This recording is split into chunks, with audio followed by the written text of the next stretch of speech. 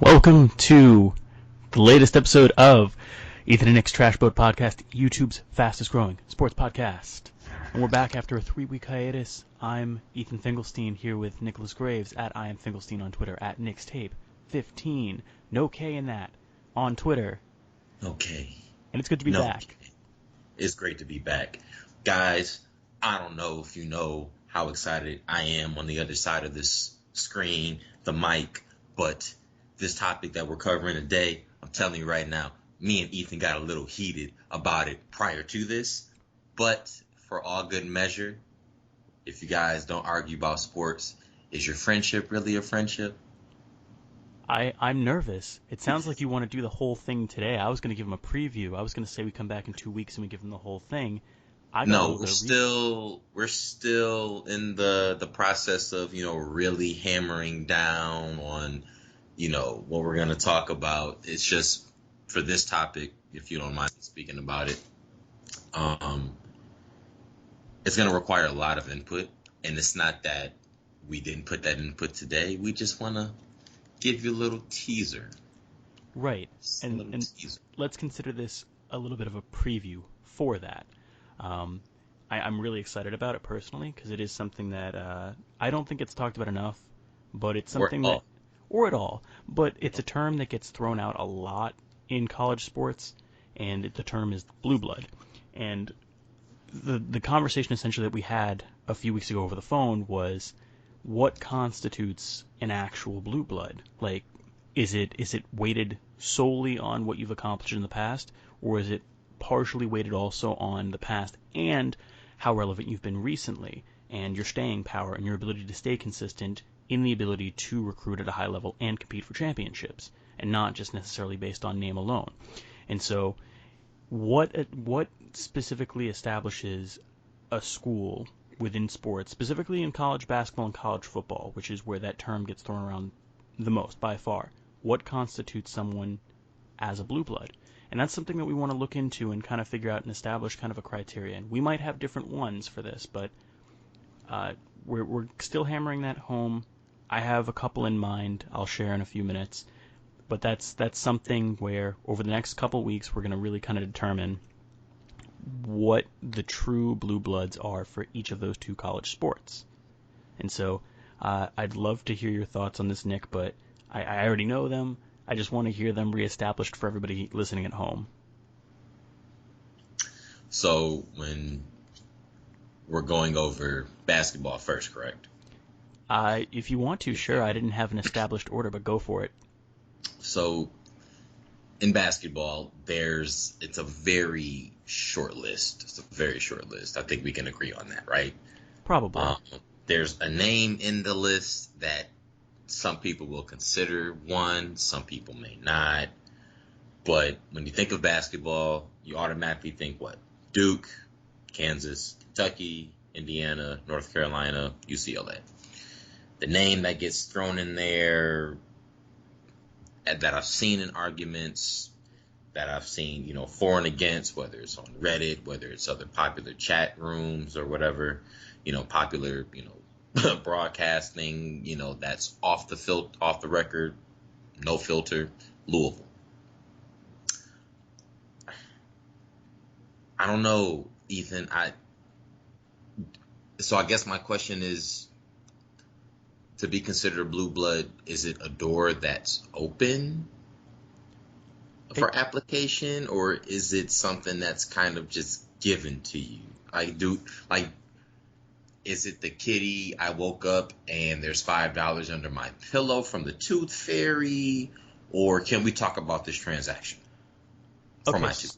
So it depends. So in my definition of it personally, if I were to be the one that defines it, yeah, I'd have it be an open door, and I'd have it be an evolving door in the sense that if you don't meet the criteria moving forward, you shouldn't be considered it anymore. To me, there's an established criteria in my mind, and if you fall out of that criterion in one of those categories, whether it's staying power or win percentage all time, the championships will always be there. But those two are things that are not static. Those are things that are dynamic and can change over time. Now, obviously, with a greater history, obviously, it's a little bit more difficult to affect one of those with win percentage. But in terms of staying power, that can, you've seen examples of it with programs like Nebraska, which doesn't have nearly as much weight behind it as it did, let's say 25 years ago Football. So we're in talking football. football. But in basketball, you can also make the argument that at one point, University of San Francisco was a blue blood in basketball. They won back-to-back championships in the 1960s. That is not a program that has had the same staying power since. And that's the whole argument there. Sure, you have the championship pedigree at the time, but they haven't held up with that. And the win percentage hasn't maintained that level of win percentage that you would expect from a program that would be considered a powerhouse all time. So for me, if it were up to me, it'd be an evolving door. However, and I realize I've gone on very long with this, from what I've gathered, just listening to a bunch of podcasts, lots of broadcasts over the years, it seems like the door is closed on that, where there's different certifications, there's different classifications. There's the classic blue bloods, which seem to be weighted towards historical programs that have been relevant for a while, for a long time, that were established in the old guard of things. And then there is a term that gets thrown around, and I'm going to use football as an example here. Someone like a University of Miami, who really didn't reach prevalence until the 1980s, but won 5 titles from 1983 to 2001, and was considered the new blood of new bloods.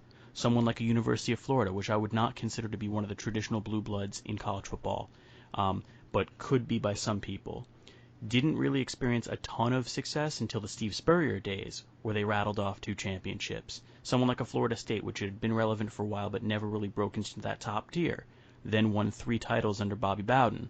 That's a program that I can consider more weighted towards the present day, or at the very least within the last 30 years, just like Miami.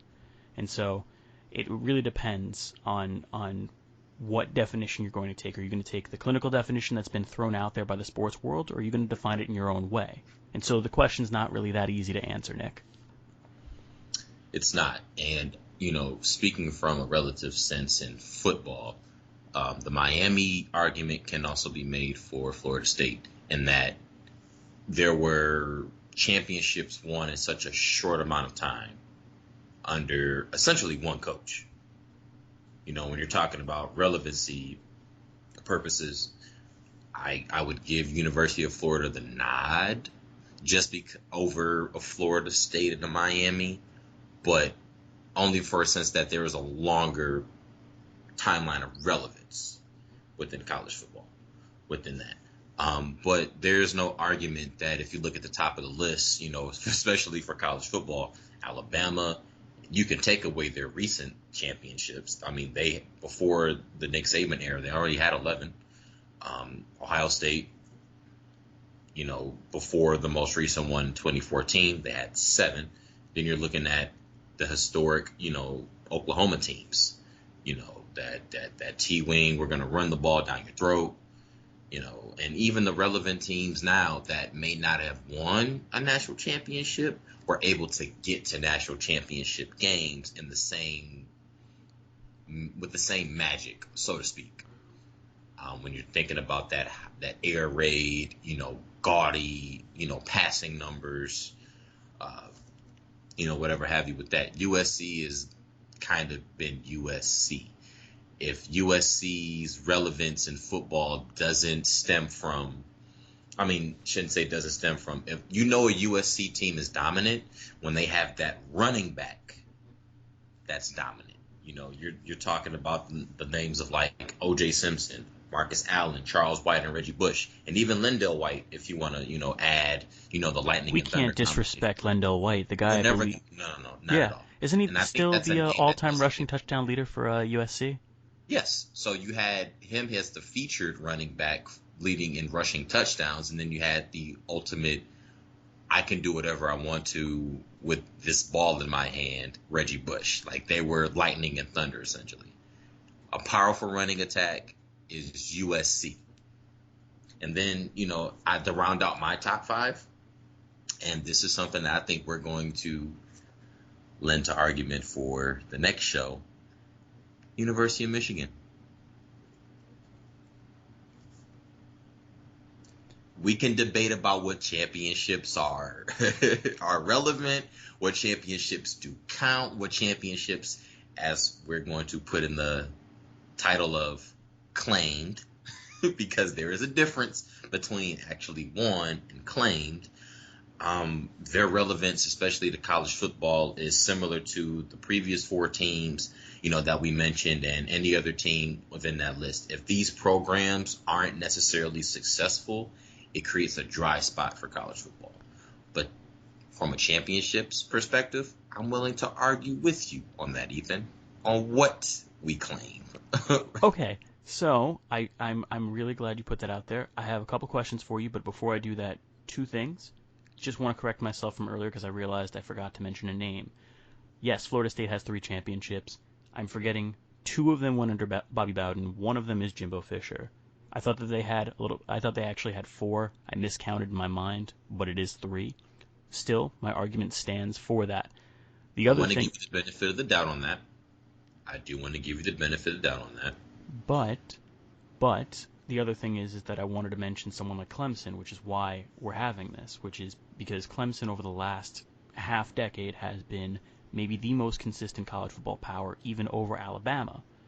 And they did have a championship before their 2 Let's in this let's stretch. talk about that. Let's talk about that briefly. Well, So, before we talk about that, Nick, I wanted not grill you, but I wanted to press you on this real quick. I ready? really do.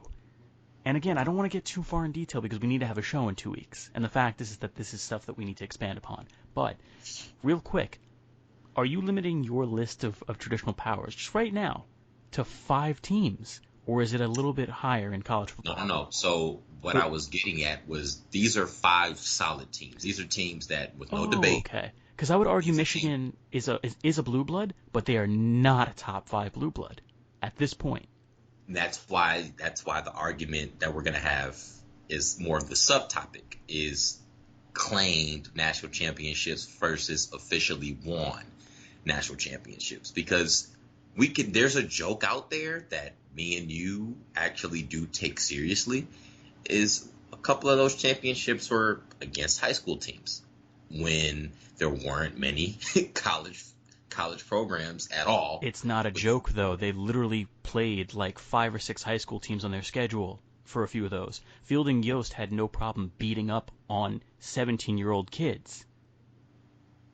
Well, if we're talking high school, we're talking 15, 16, and 17-year-olds. Yeah, you're right. I'm sorry. With Fielding Yost 26-year-olds liked. on the team as well, because you can't forget that at that time there was no correct age frame for people to play college football. You're right. I'm so sorry. Correction. Fielding Yost liked to beat up on 15-year-old kids. Not personally, just with his players. His 19, 20, 21-year-old, 22-year-old kids. He liked to beat 15-year-old kids. And again, I don't want to misrepresent the headline. I don't want it to read Fielding Yost advocates for child abuse.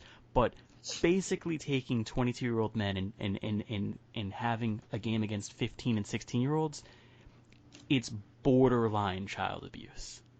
Borderline. At the time that football was being played with I don't the care if it was limited rules. normalized. No. With the limited rules, like we're talking targeting, spearing, outright like death on the field. Right. Like It's still a dangerous game, but it was even more dangerous back then. No one's going to debate that. I just want to sensationalize this because, we are works. obligated to not like Michigan. And so if I can paint Fielding Yost and those early Michigan football teams in a negative light, I absolutely will. I pride myself on not having spin most of the time, but any opportunity I can get to bash U of M, I absolutely will. 2 words, Ethan. Leather helmet. That's what they were playing in. Again, Leather helmets. I know. Looking back with a historical lens is dangerous. And I advocate for that not just in sports, but in general. Looking back with a historical lens, you can find fault with a lot in the past. And it's not really the correct thing to do to try and compare everything back then within the scope of now. All you can do is look back and reflect and say, wow, that was a lot worse back then and we're way better off now. But, again, any opportunity that I can to smear the good name of Michigan, I will take, because this is our podcast, damn it, and we can do whatever we want. We can do whatever we want. This is true. Now, taking, not a different path, but, let's hop in a different lane because we were in the fast lane with football. College Mm-hmm. football is college football. Let's kind of Shift back to basketball. shift back to basketball. So we're going fast, but we're not really urgent in what we're doing. No. This is more of the opening the door for Right. basketball. And we don't want to give too much away right now. No, not at all. But it's an even more limited fraternity, so to speak, with the blue blood name in college basketball. And there are even more college basketball programs. Yes. Well, So there are more high-level college basketball programs. We're limiting to our football one mostly to we're limiting it completely to FBS. I'm not going into FCS. I mean, if you really want to, we can, but I think that we need to kind of scope it a little bit because college yeah, basketball is going to be a little bit easier. right. If that's the case, then you open up the floodgates for Princeton, Yale, and Harvard, You and also open it up for something like Montana and North Dakota State University and South Dakota State University and James Madison and Appalachian State when they were playing at the FCS level. It's I don't want to open up Pandora's box. And then do you go down to Division III and talk about Mount Union, who is the greatest dynasty in all of college football history? And that could be debated because Wisconsin Whitewater has more of the national championship wins in that. true, but Between Larry those two. Kerr has won 90% of his games for the better part of, 20-something years? Yes, and an interesting tidbit: he has only 11% of his wins has only played his starters up until the fourth quarter. So that should let you know a lot about Mount Union's football program. Right, but we But won't. I don't want to open that Pandora's box. Let's shift back to basketball. Let's get back on topic. Sorry about that. so I guess for basketball, when you're thinking about the pedigree of the programs that are out there, who in your mind? Because I don't have anything right now. We will in 2 weeks. Do you have entering that door for Right Blue now, Bloods? off the top of my head, I think it's Duke, North Carolina, Kansas, Kentucky, UCLA, Louisville, and Indiana. Indiana. So you've got 7 teams basically that I can say right now off the top of my head. And again, I didn't think to Louisville just because I didn't think that, the championship count was on par with the other teams that I had listed, and so that's why they are in my mind 7th of all those teams personally. But Mhm. if they belong in that circle in your mind, then I can take a look at it. But that's why initially I had 6. Yeah. So I'm glad you said that.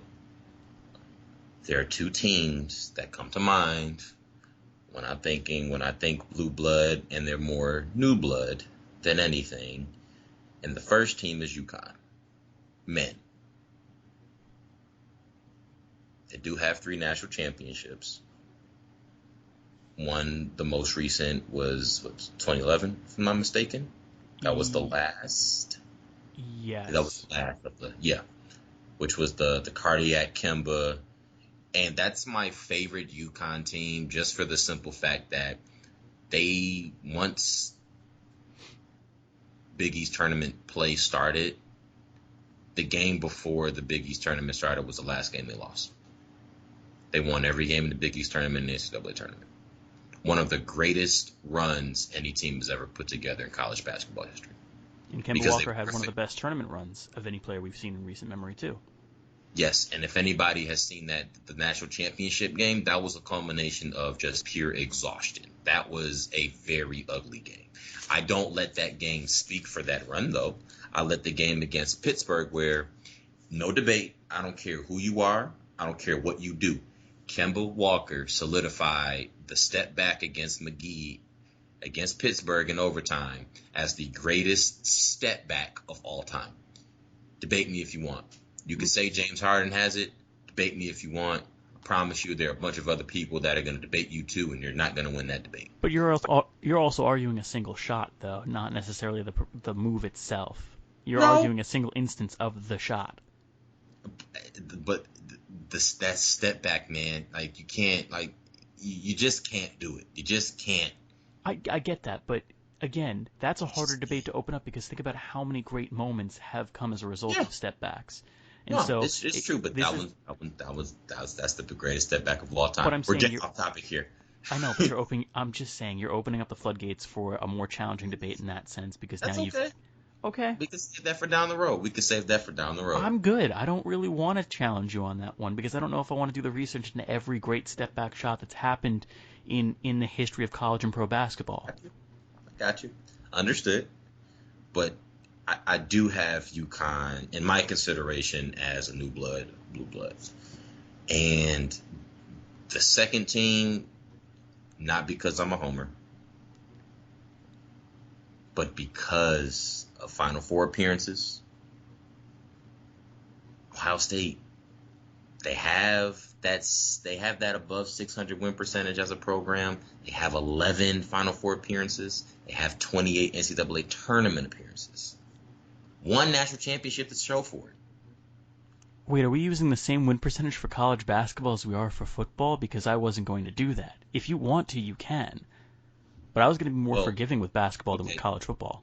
So you're a little bit more forgiving with basketball Yeah, with because basketball, of the I'm more fine with. games. Yeah, I'm With more fine with like games played. 550 and above. 600 is really difficult to I'm ask gonna for. hold you on the 550 and raise you 575. 575. The reason why I say 600 is because in college football, I would expect most teams to have a higher win percentage on any given season than in college basketball. Because, like you said, there's 30 plus games in college basketball. There's 12 regular season games in college football.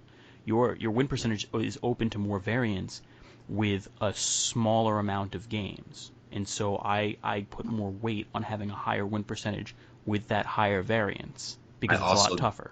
I also do include, because you mentioned that there are 30 plus games in a typical college basketball season, those 20 and 12 basketball teams that have had phenomenal runs and have won national championships just based on being the hotter team.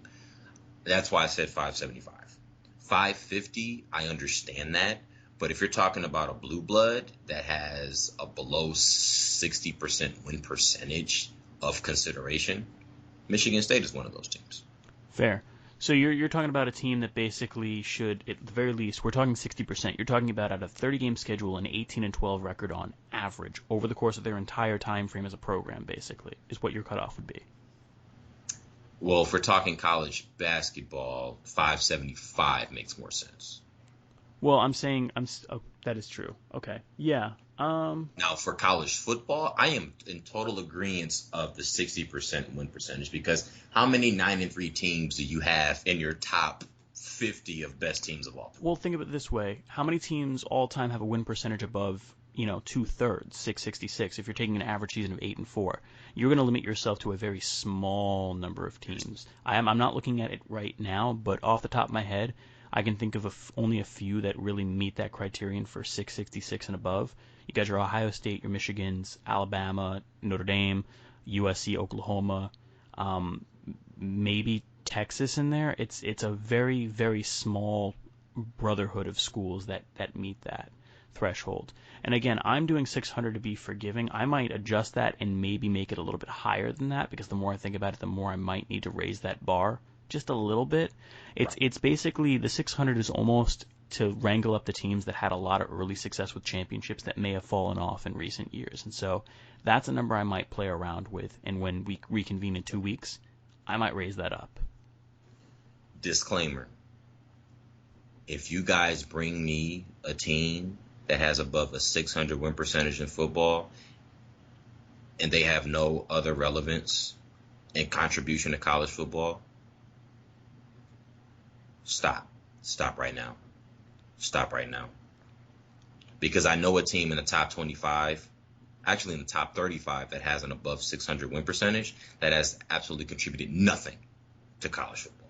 Can we call them out? I'm curious who you're thinking of. Western Kentucky.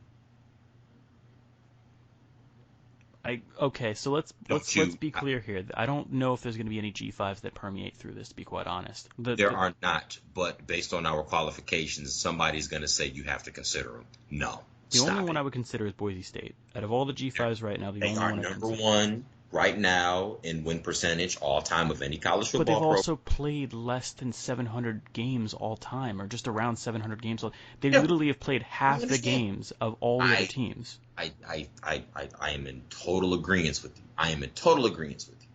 But their contributions to college football are there. They're the Alabama of G5 teams. We're not going to dispute that, but the fact is that unfortunately, whether it's fair or not, I'm going to tell you right now, they're not a blue blood. I don't have them as a blue blood. Okay, then we're in The agreement field is there. blue.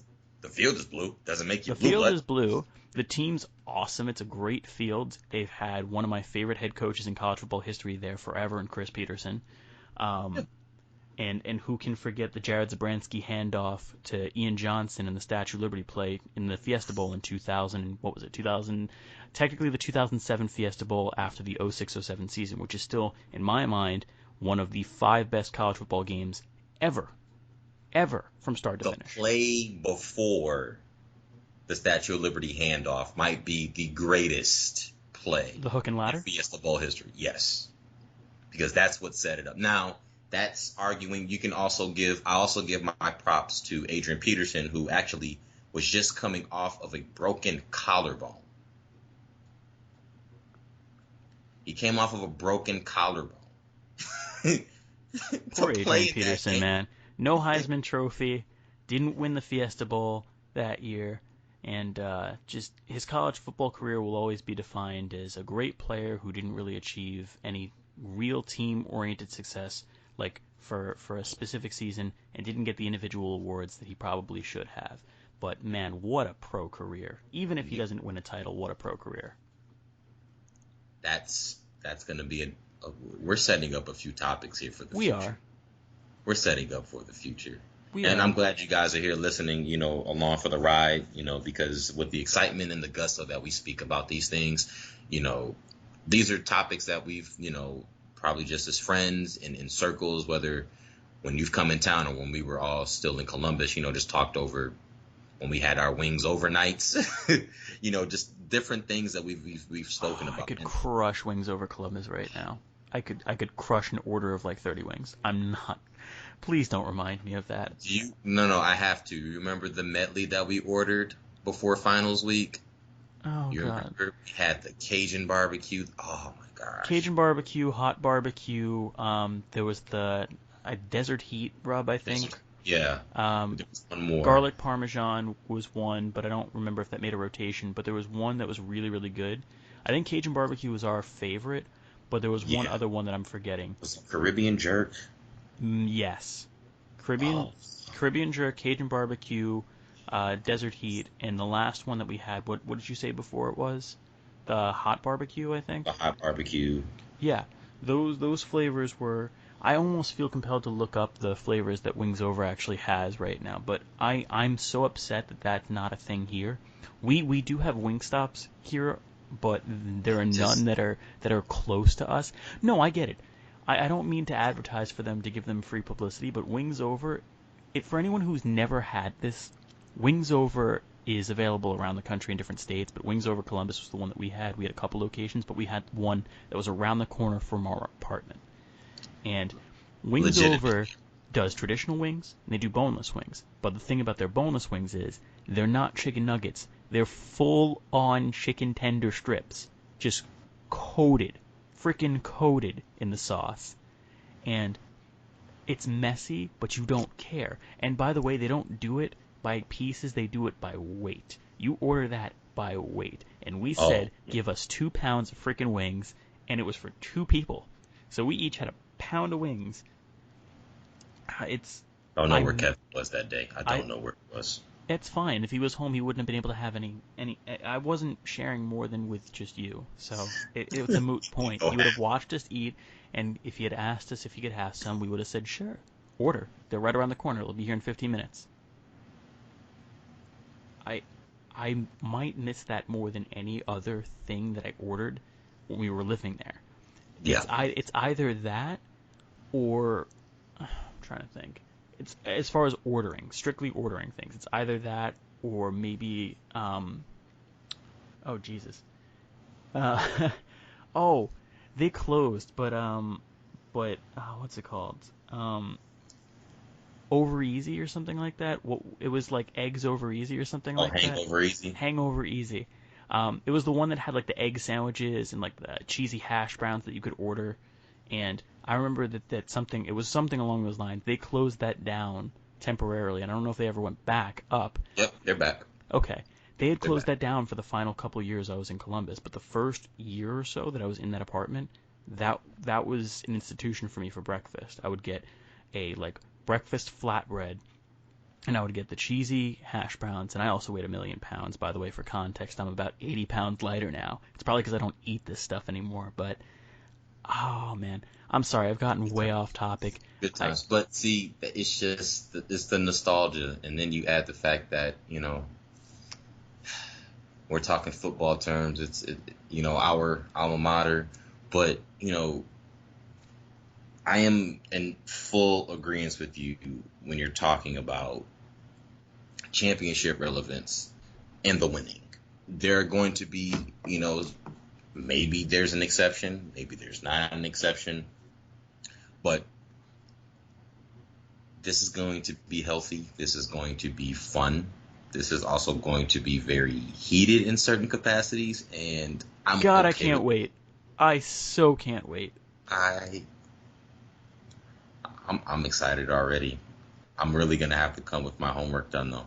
I'm Because our really gonna have to preview come with my show is homework. over a half hour right now, so Lord knows how long this is going to take. But I, uh, I'm excited. I know we can wrap it up probably in the next minute or so, but Mm. sidebar, I'm just letting you know next season because we're not getting college football this year, and if we do, we're getting a very smaller, bastardized version of it. But next year, I'm coming to Columbus during the season, and just for everyone to know out there, wherever we meet up, we're getting wings over Columbus, and I'm ordering 4 pounds of wings. I don't care if it's two people, if it's four, if it's six. We're ordering 4 pounds of boneless wings because I want my sauced tendies. And I will not forget this plan.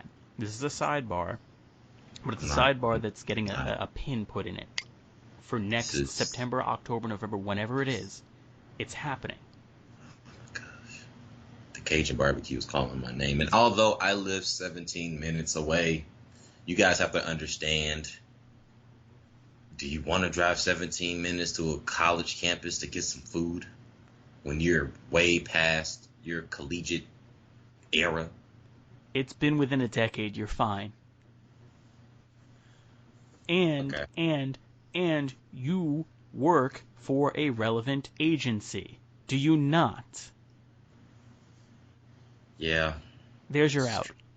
I'm the weirdo. I'm the one coming from New York, working in an industry that has nothing to do with athletics and very little to do with That's college. but that's okay because part of my job requires me to travel, and there are places that we travel to frequently. So you're gonna have your places where, whenever we go here, I have to hit this spot. I don't care how long we're here. I am going to carve out time to hit this spot, and that is you right now. When I come back, speaking from your perspective, this is the spot we are going to hit. Okay, by the way, there are wings over in New York, but they're all in upstate, and most of them are in western New York, which is the cruelest thing that I've been told easily in the last 2 weeks. I have been reprimanded by my bosses and not felt as low as I do right now. It's almost as if you're five again and cookies were just made and the cookie jar was put out of reach. You can see it, but you can't reach it. They changed the names, man. Oh no, never mind, they did not. I was looking at the boneless.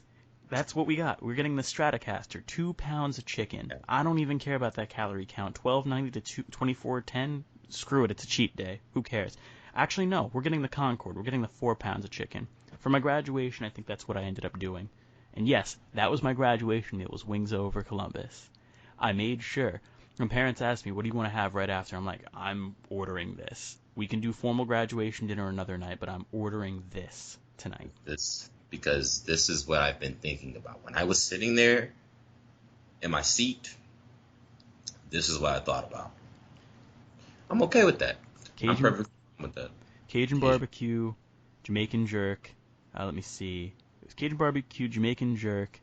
If you guys don't pick up on this, these are our blue blood flavors for over. I think it was Cajun blackened or West Texas mesquite were the dry rubs.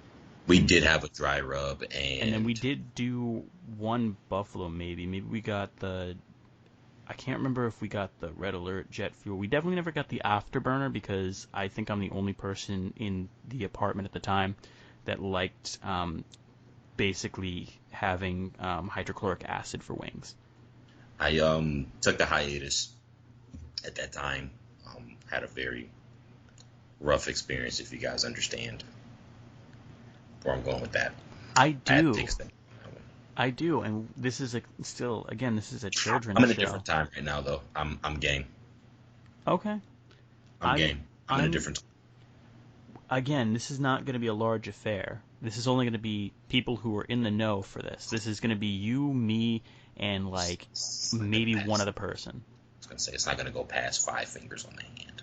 Or is it 4 fingers and a thumb? Spoiler alert. No, spoiler alert. We're never debating that.